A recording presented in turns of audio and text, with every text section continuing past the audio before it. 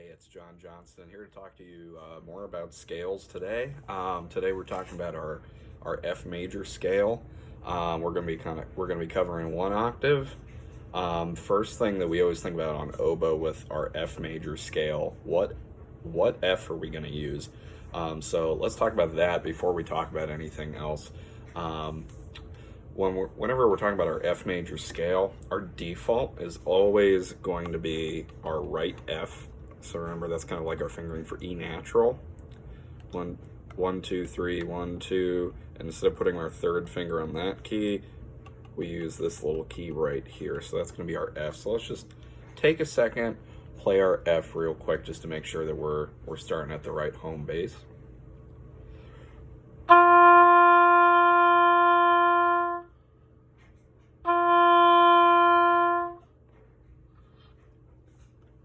Cool. So double check that with yourself. The question we've talked about with all of these scales and all these videos, again, why are we practicing these scales? What's the purpose behind it? We always practice scales for multiple reasons. One, the patterns that go with those scales are extremely important and pop up in music all the time, especially classical music, where scales made up the basis of what we were working with. But also, like we're going to talk about later in the video, it gives us material to work with when we're working on other skills too. So first we're going to talk about the scale, we're going to work through the scale, and then we're going to mess around with it a little bit, try some different things. So if we're talking about our fingerings for a scale, we already talked about our first and last note, F. So the next note, we're going to go to our G. So you lift up that right hand. Remember, the video is mirrored. You're lifting up that right hand, and you just have 1, 2, 3. So let's check yourself real quick. Always making sure we're having that open C, good hand position.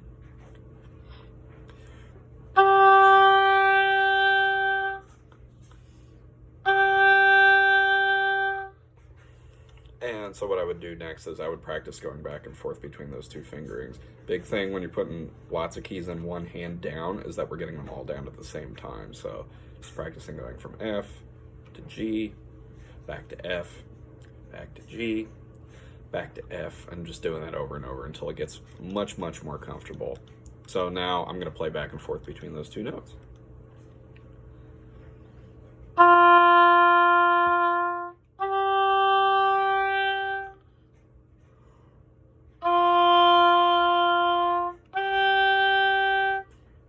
Here we go. If you're playing along, we're gonna do this 2 more times. Try it with me here. Ready?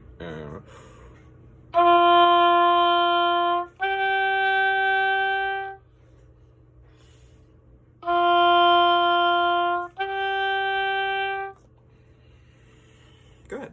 Now, next note, we're gonna add A. So if you're following me so far, we're at G. You just lift that third finger up and you're at A.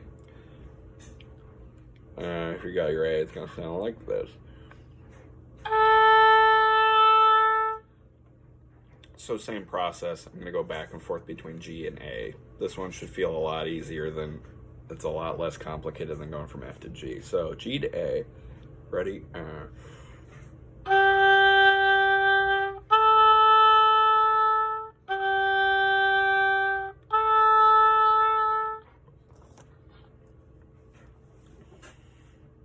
So next one, we're going to go from A to B flat. When we're talking about our key of F major, F major has 1 flat in it, and that is our B flat. So go from A to B flat. We're already at 1, 2. To go to that B flat, we just add the first finger in the right hand.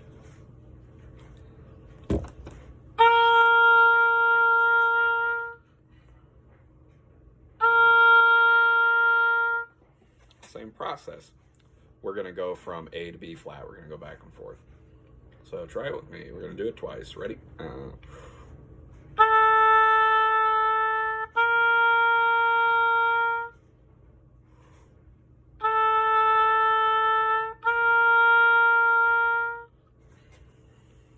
Good. Now at this point, we've got a series of 4 notes. We have F, we have G, we have A, we have B flat.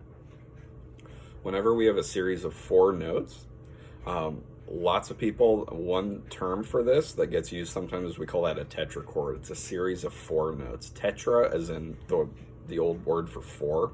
So tetrachord meaning 4 notes. So the reason that some people use tetrachords is that different scales really are only made out of a series of 2 tetrachords at a time. And if you learn tetrachords, those patterns of notes, as a series of 4, then you can just kind of plop them together. It makes learning scales, it just gives you more patterns to work with in your scales. So this tetrachord is F, G, A, and B flat. So I'm going to play it twice. We're going to go once up, and then we're going to go once down. Here we go. Let's do it in half notes. Here we go. Going up, starting on F. 1, 2. Ready.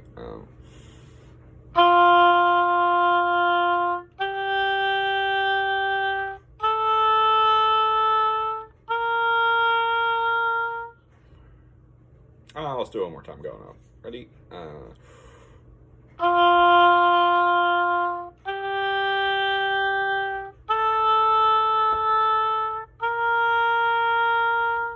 Good. Now we're going to start on B flat, going back down. 1. Ready.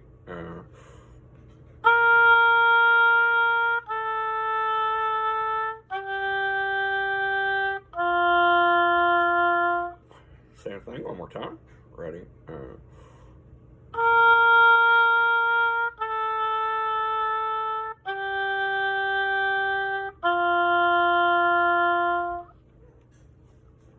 Good. So I would practice that a couple of times, just getting used to that pattern. The next note that we're going to go to, we just got done B flat, we're going to go to C. So if you're going from your fingering to B flat, you lift the second finger in your left hand, and so you just have one finger on each hand. First finger in your left hand, first finger in your right hand. And again, as always, my fingers are going really far away just so you can see better, but we never want to like have our hands just like wiggling all over the place. We're always keeping our fingers nice and close to the keys when we're switching note to note. So here's our C.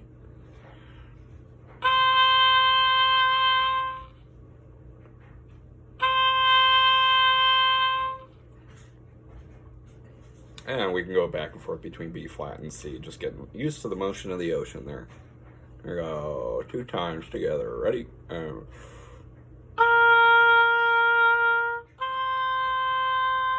Same thing. Ready?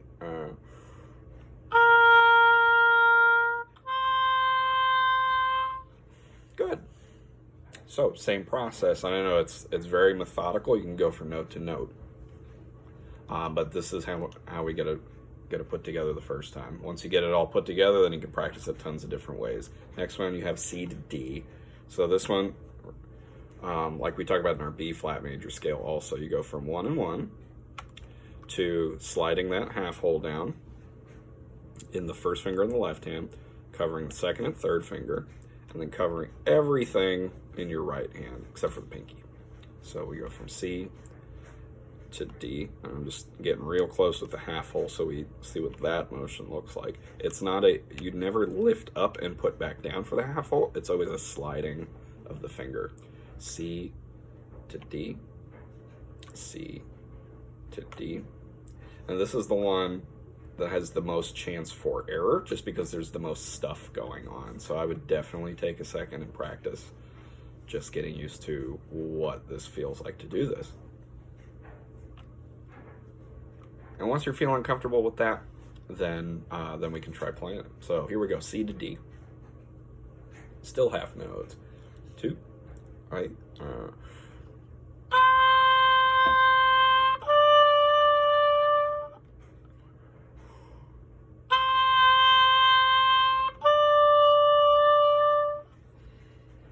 Good.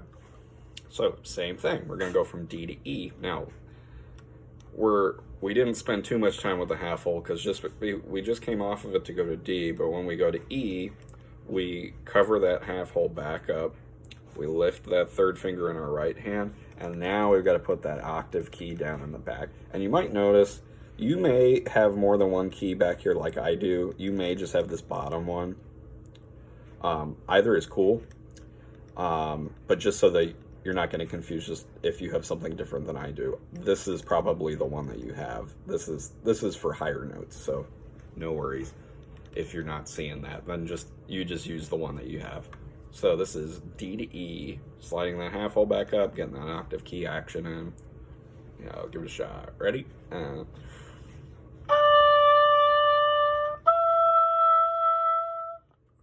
Thing two. Ready? And go.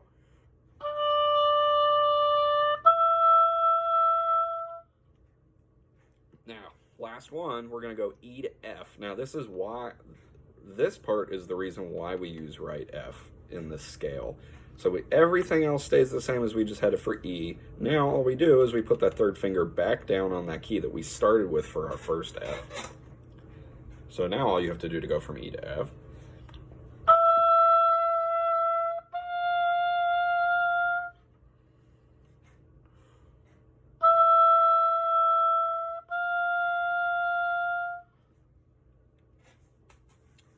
So at this point, we're going to practice what our second tetrachord is in this scale, which is that pattern of C, D, E, and F. So let's just review the fingerings real quick. So we have C, then we go to D, then we go to E, then we go to F. I'm going to try that one more time just for extra practice, paying particularly close attention to what's going on with the half hole. Are we uncovering it? Are we recovering it? So starting with C, half hole is covered. D, we slide that half hole down. E, we slide it back up and add the octave key in the back. And then F. Cool. We're going to do half notes. Let's try and play that part together. So C, D, E, and F. We're going to go half notes, 2. Ready?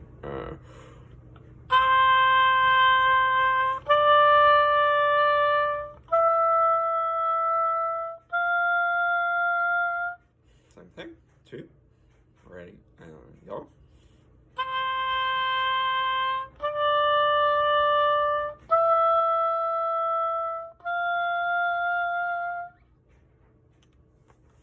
Cool. So double check with yourself if you're having any issues getting a note to speak. Big one that I see as a potential issue sometimes with people that I work with is getting from C to D. The reason for that generally is if you have the hole on your key down here, that sometimes that third finger does not cover it all the way. Another one is the same deal. The third finger in the left hand is sometimes not covering the hole all the way. We must make sure that we cover the whole way, or air will leak out of that and then weird stuff happens. So to get the note to speak all the way, that we just want to make sure that we have the whole thing covered. Cool. So we've done all the parts of the scale individually. Now we can paste those 2 tetrachords that we talked about together. So as a reminder, that first tetrachord, that first series of 4 notes that we talked about, we have our starting F, G, A, and B flat. Let's play that together in half notes real quick for some quick review. 1, 2, warning, and go.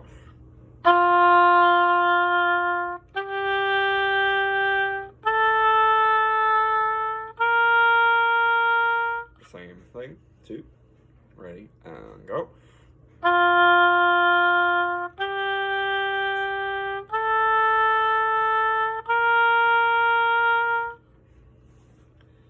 And good. So next thing we're going to do, we review that other tetrachord, the one that we just did, with C, D, E, F. Same thing. C, D, E, F. And if you notice, I'm kind of doing it with a pulse. Normally I would practice this with a metronome. I'm recording on my phone, that's why I'm not playing one at the same time. I would totally recommend downloading a metronome app on your phone if you have access to Wi-Fi, or you could buy a metronome. If you're looking on like an app store, Apple or Android, you just type in metronome, M-E-T-R-O-N-O-M-E. There are tons of free ones.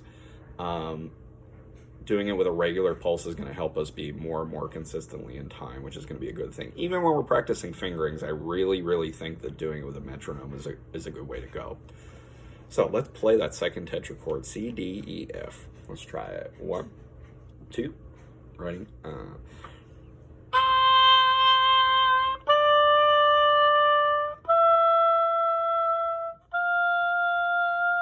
Same thing, 2, ready, and go.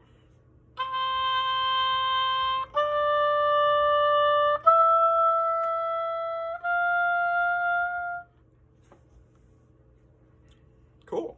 So now the fun part, you just plug both of those together and then you have a scale.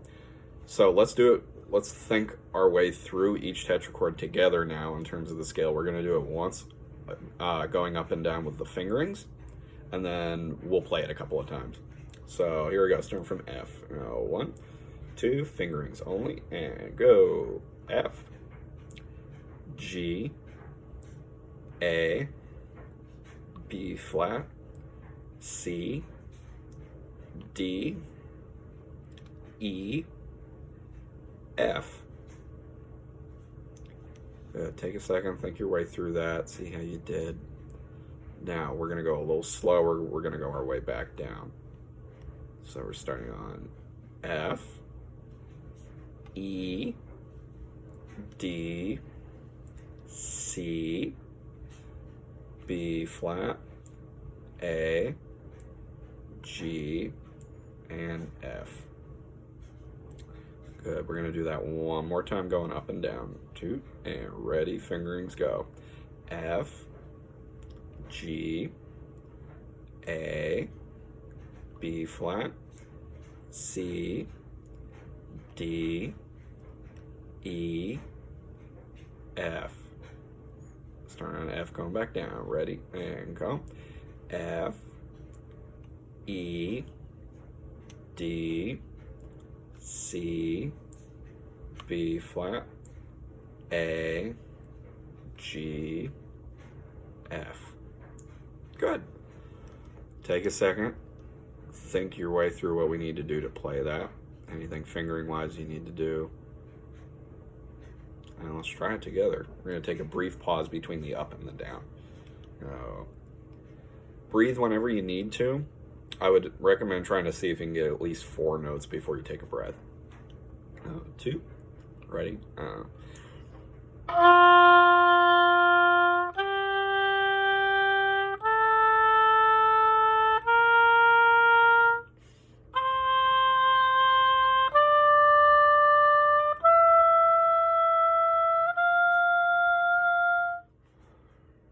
Starting on F, going back down. 2, ready?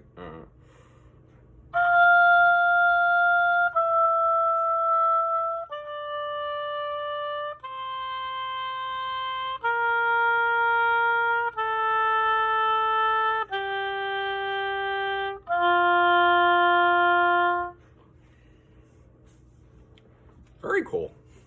So now's a great time to kind of take stock, take inventory of what's going well, what's not. If you always want to isolate the things that maybe you're having issues with, so it's not a turn, oh, I need to practice the whole scale all the time. If there's a tricky thing between, let's just say for example, like C and D, like we were talking about earlier, you don't need to practice the whole scale to get better at that one thing. You can just practice going between those 2 notes, or maybe just doing one of those tetrachords, C, D, E, F. You could just practice that tetrachord. It'll save you time.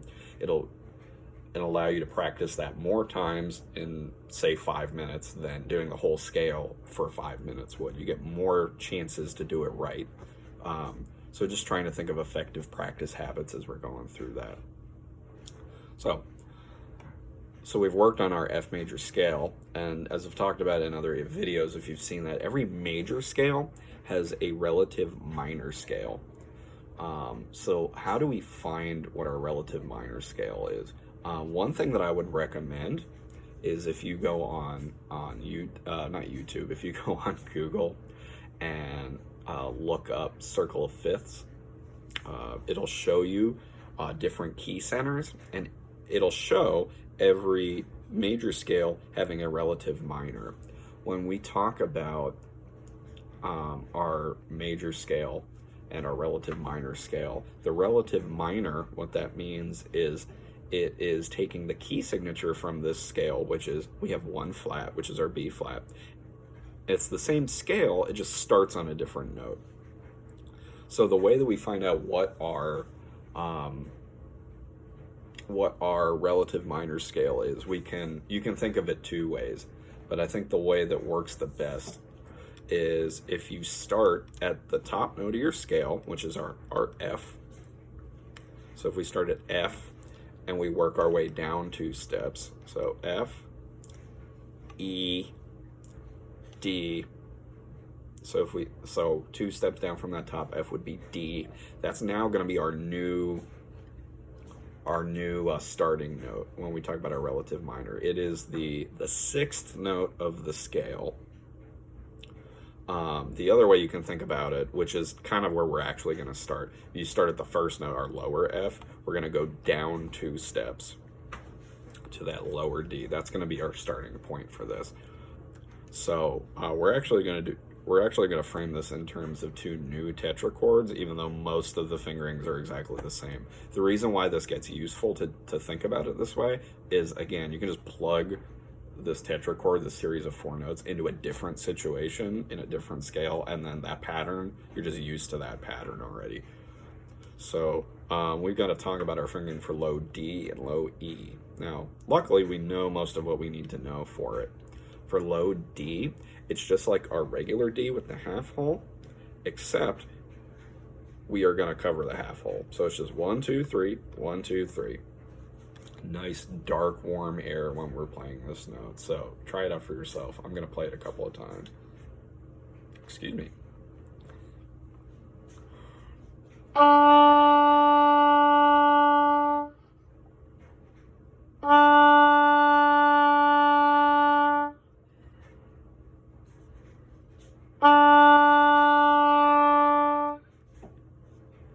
Cool. So in terms of this, we're gonna go. Instead of starting and ending our scale on F, we're gonna start and end our scale on D. So we have low D, then we have low E, which is the same as the E that we were playing in our F major scale, except I'm not gonna put my thumb on the octave key, so this is gonna come out lower.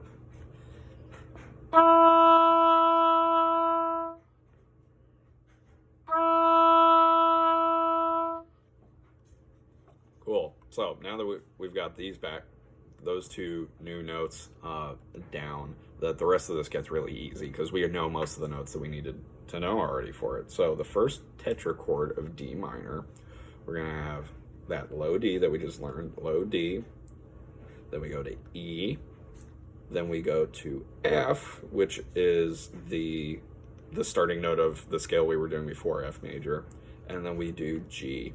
I know I'm going a little faster.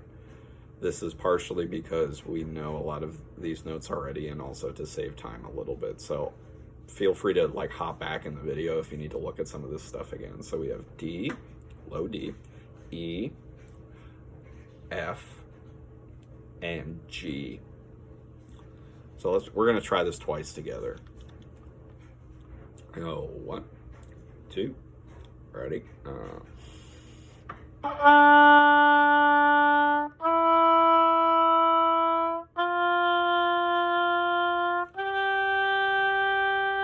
Notice how it's got that kind of darker quality to it. That's telling you you're doing the right thing. You're playing the right notes to play minor. Try one more time. 2, ready, and go.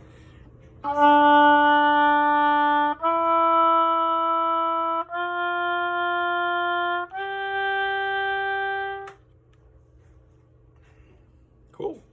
So to add the other tetrachord, again, we use four notes out of a pattern that we already know the notes for. So we just got done G. So the next one we do is A. Then we go to B flat. Then we go to C. Then we go to D, which is our last note. And again, I know I'm going through this faster than F major, but we just went through this pattern, so it should feel pretty familiar. So finger along note name with me. Those 4 notes. 2, and ready, and go. A, B flat, C, D. And remember this D, this is the one we were using before. This, you will uncover the half hole for this too. Same thing, note, name. A, B flat, C, D. Let's try it. 2. Ready?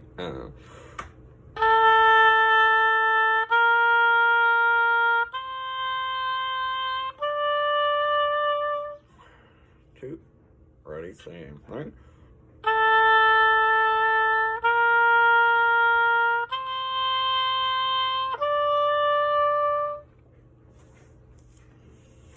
Cool.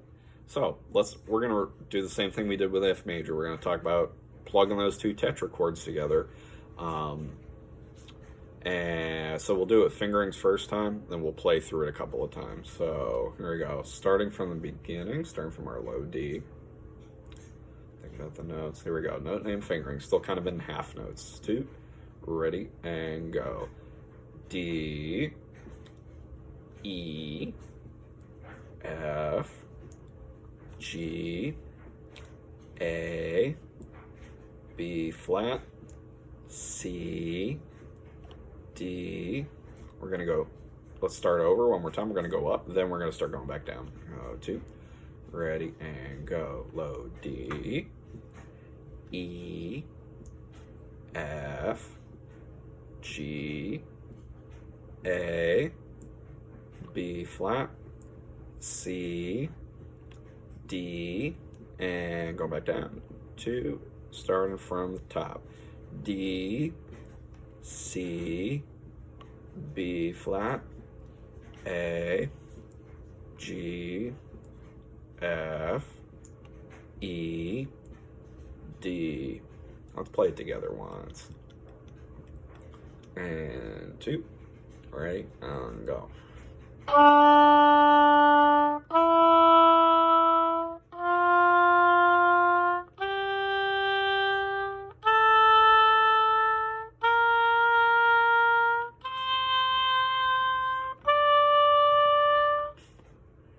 Going back down. 2.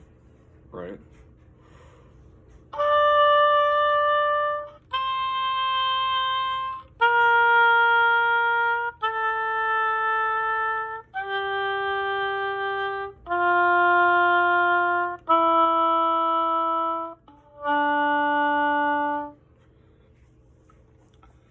Cool.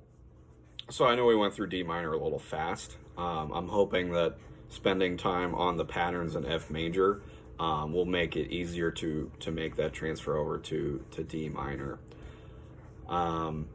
So like I talked about earlier, the other reason that we work on those scales is that we can use them as tools to help us work on other things. So we're gonna, since we were just doing it, let's stick in D minor for now. We can use it to work on articulation, which is the way that we tongue notes. That we can use that if we're trying to work on playing shorter notes, if we're playing more staccato, then we can use the scale to kind of be the thing that we practice while we're working on that. So if I'm playing these notes, let's just say the first 5 notes of D minor, or no, let's stay in the tetrachord, first 4 notes of D minor. I'm gonna play them legato, I'm gonna play them longer the first time.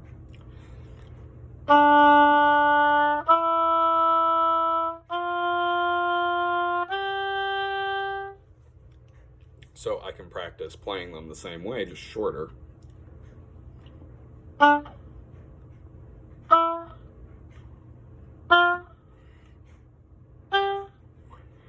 I can play them that way a little bit faster.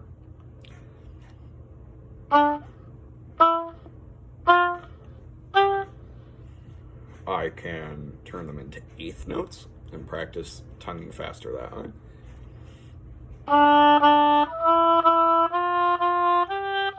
Or I can do it staccato that way.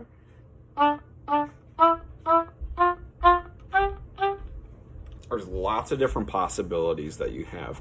What I would start by doing is playing your scale in half notes like we did, with a nice legato articulation. And by legato, I just mean you're playing nice smooth sounds, the beginning of one note, the end of the end of the first note will touch the beginning of the second note.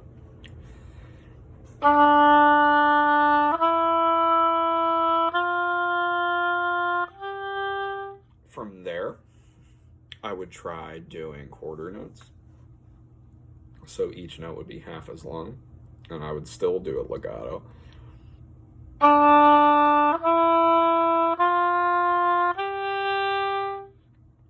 And then maybe do staccato, add some space in between.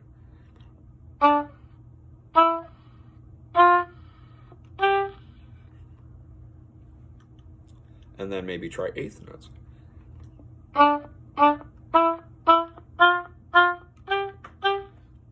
So we're just trying to figure out different ways to practice some of the other things that we need to work on. We can always use scales to be part of those patterns.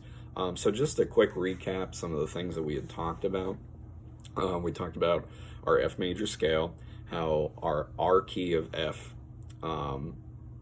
has one flat in it. That's our key signature that you would see at the beginning of a piece of music that's in F major, that you'll see that one flat.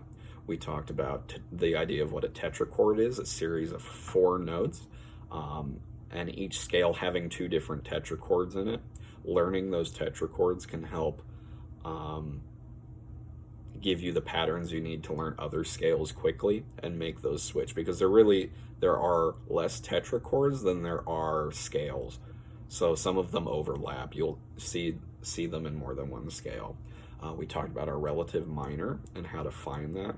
You can go to the 6th note in your scale in F major, that's D, and that gives us our D minor. And we talked about how to set us up to play D minor.